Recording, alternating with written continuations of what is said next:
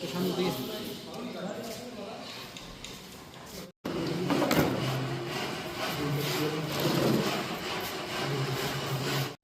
মূলত আজকে বসেছি আমাদের আগামী 25শে ফেব্রুয়ারি 12ই ফাল্গুন এই যে ভ্রাতৃত্ব সম্মেলন এবং মিলন মেলা যেটা অনুষ্ঠিত হতে যাচ্ছে সেটার প্রচারের জন্য আজকে আমরা এখানে বসেছি।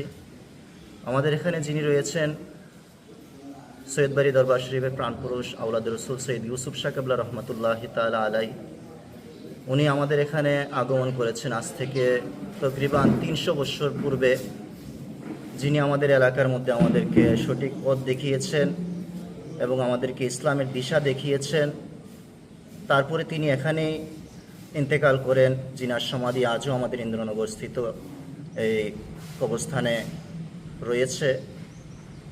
আজ প্রতি বৎসরই আমাদের এখানে ওনার এই ইন্তেকাল দিবসটিকে কেন্দ্র করে ভ্রাতৃত্ব সম্মেলন মিলন মেলা অনুষ্ঠিত হয়ে থাকে।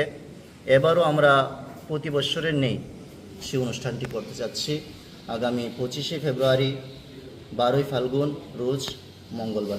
আমরা এই অনুষ্ঠানটা করে থাকি, আপনারা জানেন।